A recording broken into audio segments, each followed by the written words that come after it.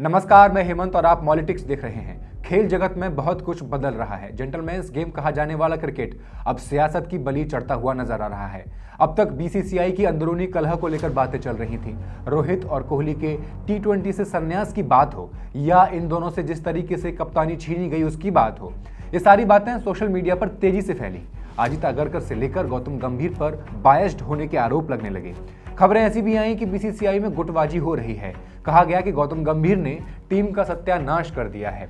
यहां तक कि विराट और रोहित के संन्यास के पीछे भी धोनी की आलोचना करने वाले गौतम गंभीर ही सबसे बड़ी वजह माने गए। क्यों माने गए? इसकी बड़ी वजह थी विराट और गंभीर के बीच का ये झगड़ा। लेकिन अब मामला बीसीसीआई की इस अंदरूनी कलह से निकल करके आईसीसी तक पहुंच गया है।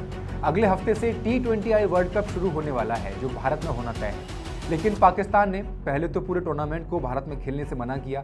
कहा हम भारत से बाहर कहीं खेलेंगे, भारत में नहीं खेलेंगे। फिर कहा कि सबके साथ खेलेंगे लेकिन भारत के साथ नहीं खेलेंगे। इंडिया पाक का मैच 15 फरवरी को श्रीलंका कोलंबो में अब होना तय हुआ है।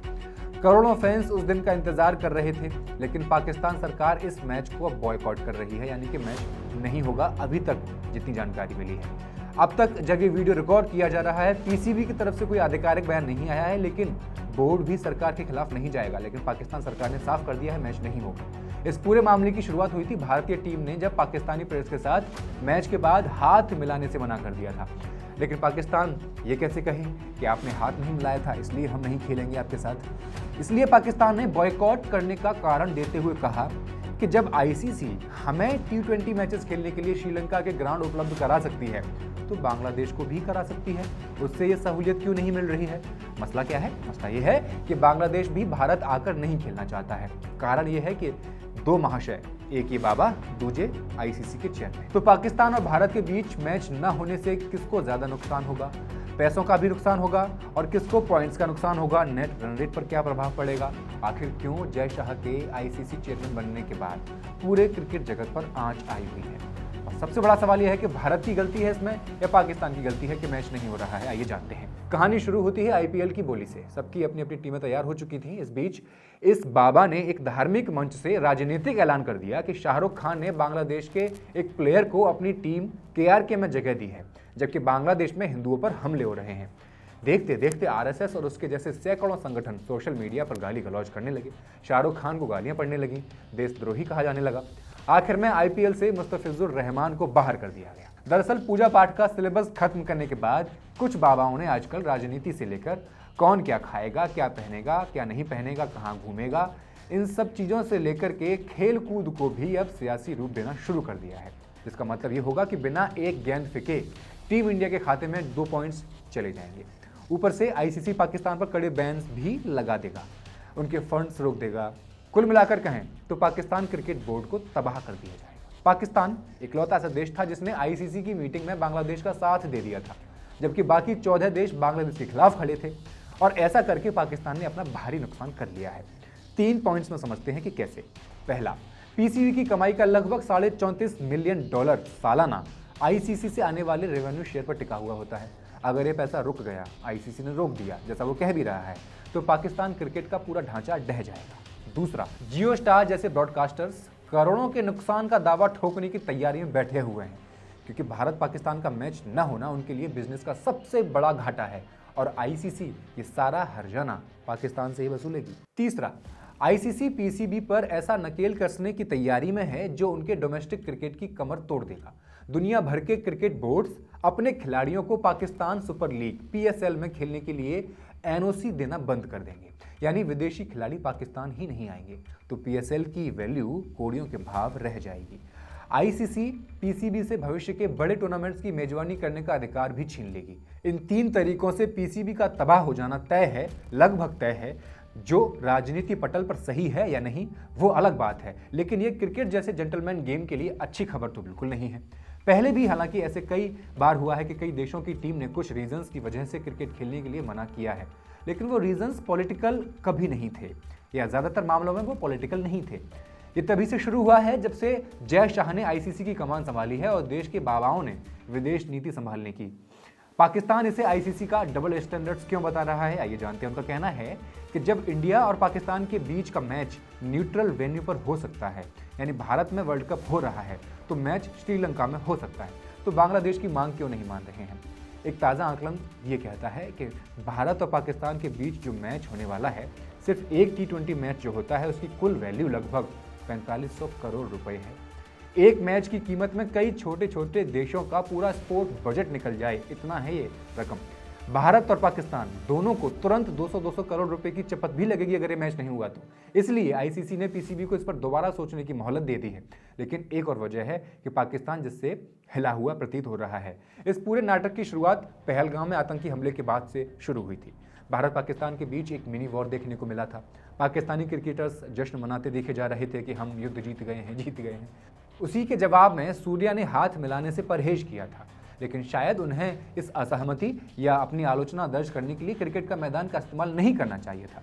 तो लेकिन मामले ने तो तभी से तूल पकड़ा हुआ था, ये हम सब जानते हैं। पहलगाम हमले के बाद पाकिस्तान की ज़मीन पर भी कई तरीके के हमले हमें देखने को मिल रहे हैं। यहाँ तक कि हाल ही में बलूचिस्तान में भी कुछ बड़े आतंकी हमले हुए, जिनमें से 18 सिटीजन्स और 15 फौजियों की मौत हो गई। इस घटना के बाद पाकिस्तान और बौखलाया हुआ है। यहाँ गौर करने वाली बात यह है कि पीसीबी के चेयरमैन मोहसिन नकवी हैं, जो कि पाकिस्तान के होम मिनिस्टर भी हैं। उन्होंने बिना किसी सबूत के इन हमलों का सारा ठीकरा इंडिया के सर पर फोड़ दिया है। नकवी ने खुलेआम इल्ज़ाम लगा दिया कि इन हमलों के पीछे इंडिया का हाथ है और इंडिया ही इन आतंकवादियों को पाल पोस रहा है।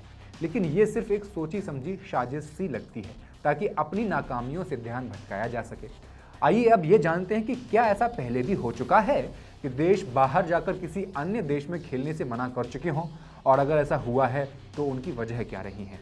आईसीसी के बड़े टूर्नामेंट्स में पहले भी ऐसी मनमानियां हो चुकी हैं, लेकिन तब और अब के हालात में ज़मीन और आसमान का फ़र्क है। सबसे बड़ा उदाहरण है 1996 का वर्ल्ड कप, जब ऑस्ट्रेलिया और वेस्टइंडीज़ जैसी दिग्गज टीमों ने श्रीलंका जाने से साफ साफ मना कर दिया था।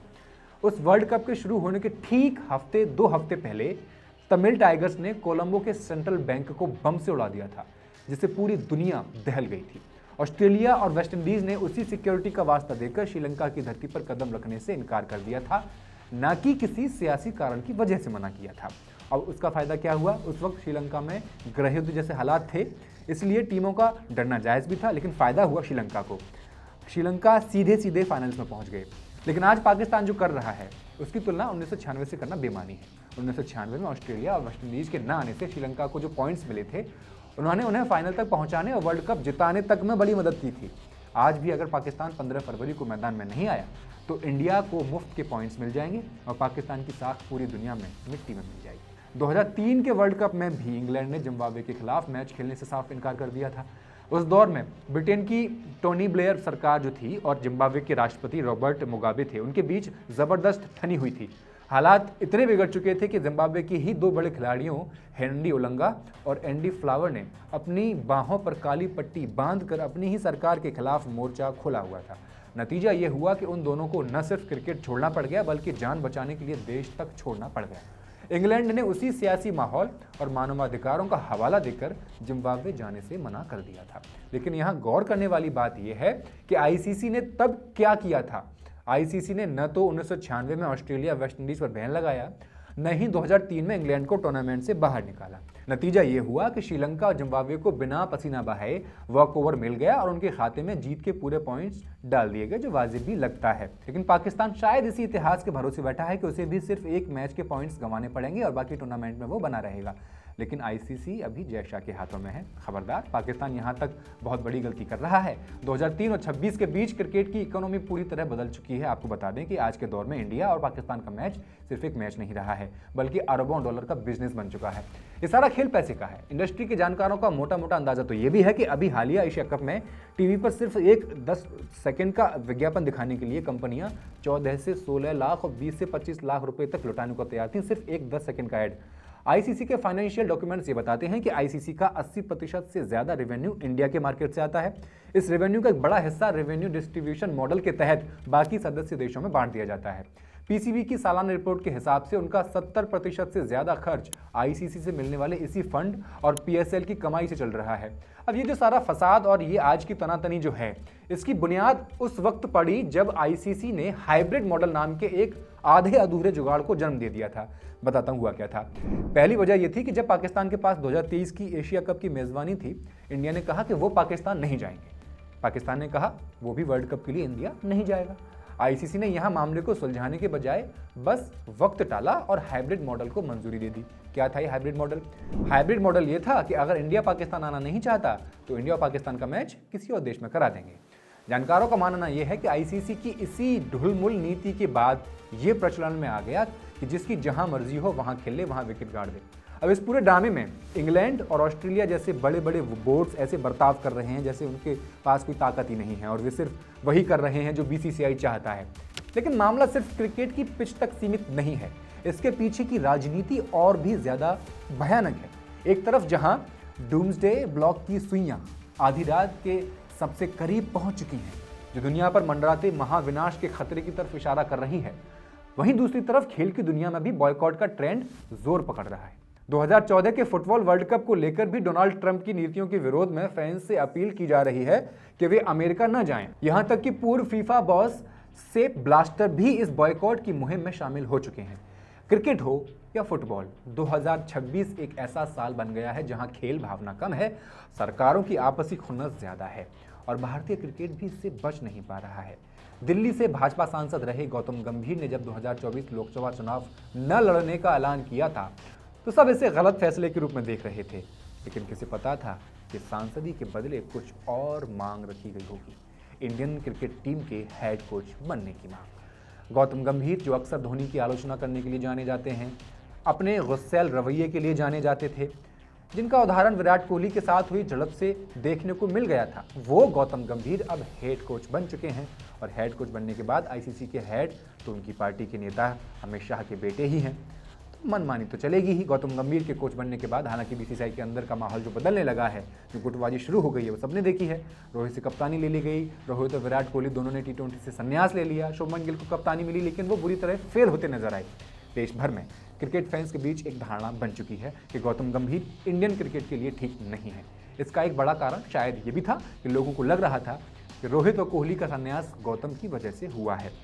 तो क्रिकेट जगत में बहुत कुछ घट रहा है जो एक खेल के लिए ठीक नहीं है।